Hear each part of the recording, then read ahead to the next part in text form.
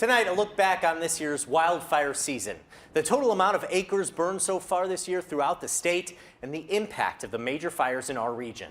Plus, we are taking a closer look at the unique ways wildland fire crews are implementing modern technology into the firefight and how it protects crews on the ground. And 3 years later, a family continues rebuilding efforts after losing its home in the Holiday Farm fire. The new approach taken to ensure the new home is fire resistant. Good evening, I'm Kamerman. And I'm Kendall Bartley. Wildfire season got off to an early start this year. The first big blaze in our area was the 7K fire southwest of Veneta that started toward the end of May. Now, crews attacked it from the ground and from the air, dropping buckets of water and keeping the fire contained to about 350 acres. But in the months following, we did see plenty of fires spark in our area. Take a look at this map. From the Haight Creek fire near Veneta to the Tyee Ridge complex in Douglas County, just northwest of Roseburg.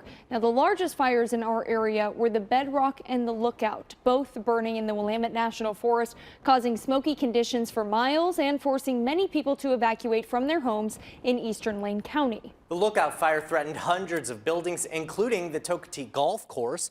The course was close enough to the fire that aircraft used the course's water to make drops.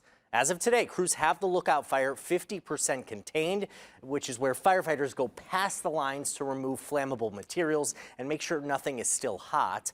The Bedrock fire, meanwhile, to the southwest, is now 98% contained. Right now, according to the state's fire dashboard, there are still more than 30 active fires burning in Oregon. Altogether, the dashboard says over 120,000 acres have burned. That's equivalent to nearly 200 square miles. And just this afternoon, we got some numbers from the Oregon Department of Forestry. They say they've spent $37 million fighting wildfires this year alone. That total is just for fires on ODF land. The smoke from fires still burning in southern Oregon having a major impact on air quality in California. Combined with fires burning in northern California, smoke's pushing as far south as San Francisco, people there experiencing hazardous air quality. Experts say those impacts may stick around for the next couple days. So what about the cause of all these wildfires? Now, officials in Douglas County say more than half of them were caused by people. This has been an ongoing trend over the past few years with fires, specifically in Douglas County. Human-caused fires often include both vehicles and equipment. Fire Chief Rob Bullock reflects on the importance of following local regulations and maintaining safe activities when in dry conditions. With the wildfires, every year, it's close to 70% of all of our natural cover fires are human-caused in some way, be it an equipment failure, illegal burning, leftover fires from, burns earlier on, escaped controlled burns. Now, the district's local partnerships are what made this an overall successful fire season. The Douglas Forest Protective Association assisted with aerial resources to extinguish fires in a timely manner. The biggest fire in Douglas County this year was from the Tyee Ridge complex. The fire was caused by lightning and burned nearly 8,000 acres. Right now, crews are looking into the mop-up process as weather permits. Firefighters are also using new high-tech tools to combat the hotter and faster-moving wildfires throughout the state. KVAL's Juliet Smith went to the Tyee Mountain to see how new unmanned aerial system technology has developed safer and more efficient firefighting efforts. Wildland firefighters in hand with these drones have the ability to save more lives, communities, and taxpayer dollars. David McConnell is the drone and lead unmanned aerial system pilot for Grayback Forestry. He's been providing drone intelligence to other wildland firefighters at the Tyee Ridge Complex fire in Umpqua since day 4. The real-time intelligence gathering capabilities of the drone is game-changing. He began using drones in 2020 after spending 11 years fighting wildfires on the ground. He says they're very dependable. The UAS can fly about 1,600 feet from the original takeoff point. There's 3 GPSs and 6 wings made of heat-resistant material. Limited visibility makes our job that much more dangerous, and being able to see through the smoke or see in the darkness,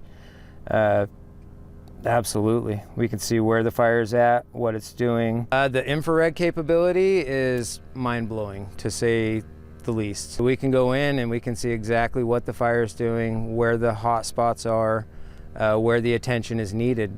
What I'm looking for is these heat signatures. So that one right there is warmer than the surrounding area.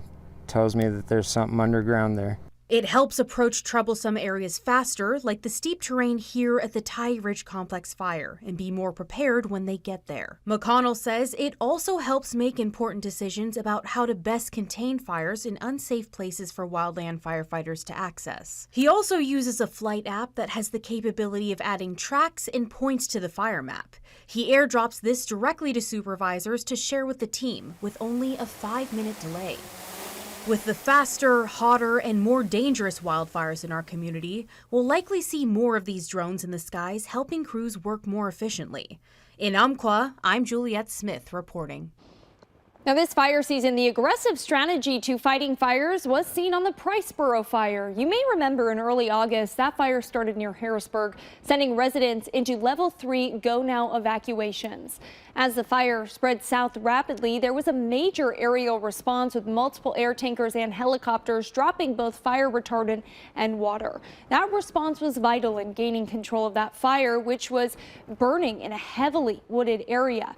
It was contained with just over 300 acres burned. I feel like this was a bit of a turning point for me personally, in that we'll take you behind the scenes a little bit. Kendall and I had conversations, because you were at that fire when it first broke out, about how quick and aggressive the attack on the fire was. I feel like with a lot of the fires this season, we've seen especially an aerial response, a larger aerial response, and that was a perfect one. There were so many helicopters dropping the retardant in the water, and it really did. The fire was pretty much controlled within an hour. Yeah, they took care of it really quickly. Meanwhile, the ability to have a strong response like that is why Senator Jeff Merkley is pushing for a secured salary for wildland firefighters. The government is inching closer to a shutdown if the House of Representatives doesn't pass a continuing resolution. While that will impact nearly all Americans, it will also mean a salary cut for wildland firefighters. They initially received a pay increase at the beginning of this year, but it was a temporary increase set to expire at the end of this month. Congress has been working on extending that increase, but it is currently at the mercy of the funding package, which needs to pass by the end of next week. Merkley pushed for a long-term extension to the salary bump, citing its importance in workforce retention. We cannot afford to lose our firefighting force. In fact, we need to be a year-round force. And when they're not fighting fires, they're doing forest management.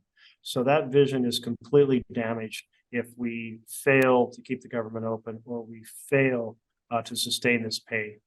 Merkley said the Biden administration proposed a temporary 3-month extension to the plan, which would give Congress until the end of the year to finalize a permanent solution. And Merkley is insistent that money is also needed in the year-round firefight for mitigation efforts. And that continues to be an active conversation between Oregonians. Controlled burns have been used for centuries, including by Native Americans who have influenced landscapes across the state for millennia. KVAL's Angela Yamamoto went to Coyote Oaks to learn more about these burns. It's the ultimate game of playing with fire. Prescribed burns are a valuable tool for maintaining forest health and reducing risks to public safety. Amanda Rao, prescribed fire coordinator at the Oregon Department of Forestry, has worked on fires since 1999. She says controlled burns are benefiting the ecosystem for a host of reasons. It's serving functions that a lot of other activities like thinning or mowing really can't achieve. And what that is transforming that dead and live fuel into nutrients that benefit the soil and the plants. How and when the burns commence can be variable, but one thing is for certain.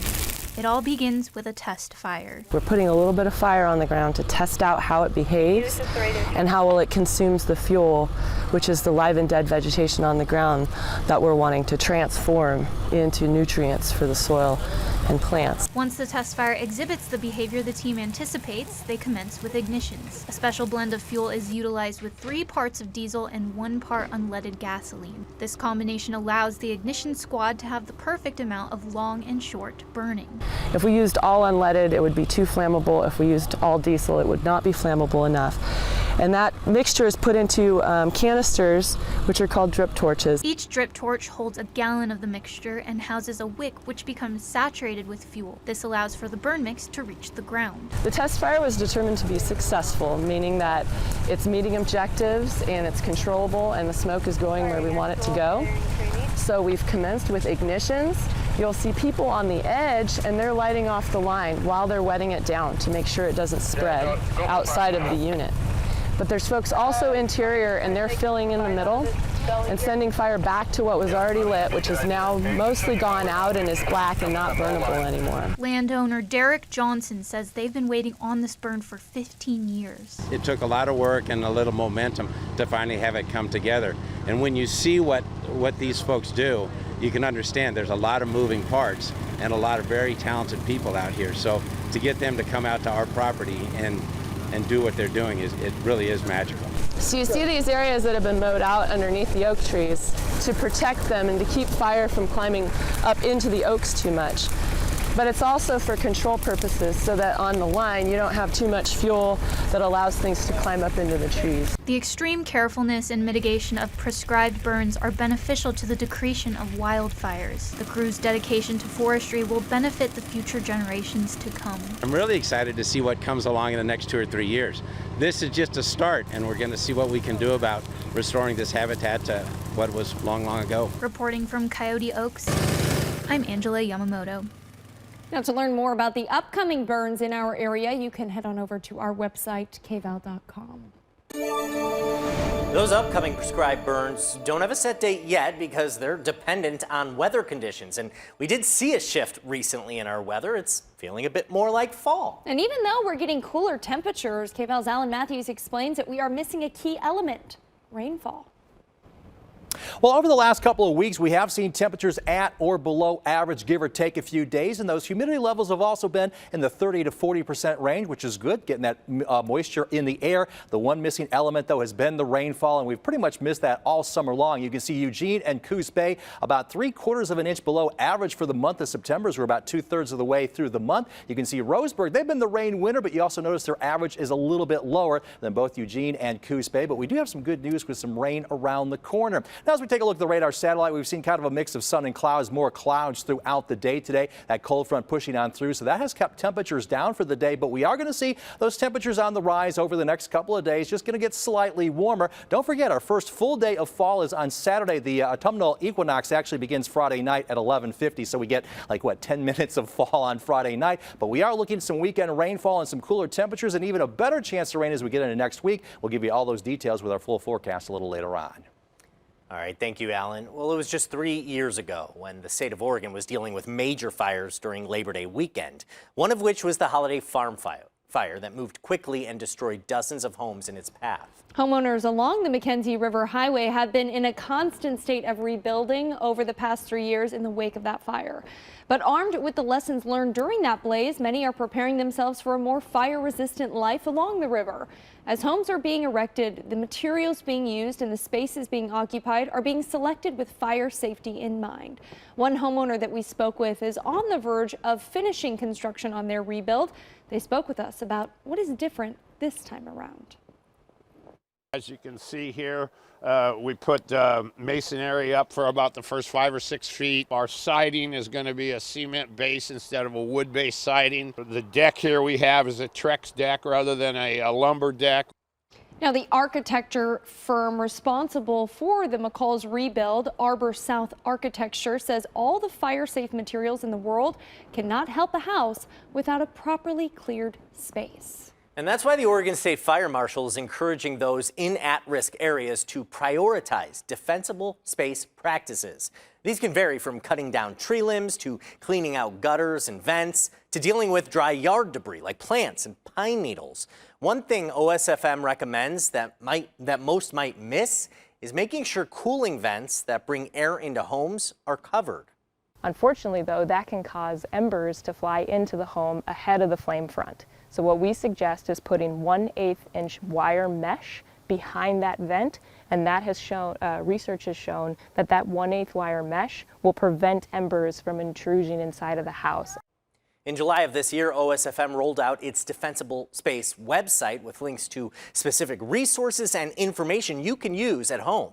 With that, we are offering free assessments, defensible space assessments, to members of the public for their home, their rental property, their commercial business, whatever it may be, to provide one-on-one recommendations on what they should do or could do to improve kind of the resiliency of their structure. For those interested, head over to our website. There you can find a link to OSFM's new Defensible Space website. And if you scan the QR code that's coming up on your screen, you'll end up on our webpage. There you see it in the bottom left-hand corner of your screen. And you can find the full interview on our YouTube page with Chad Hawkins. He goes more into detail about why it's important to start working on those fire mitigation tactics now. He also discusses some easy things you could do to prepare your home and what you should keep in mind when turning your home into a defensible space.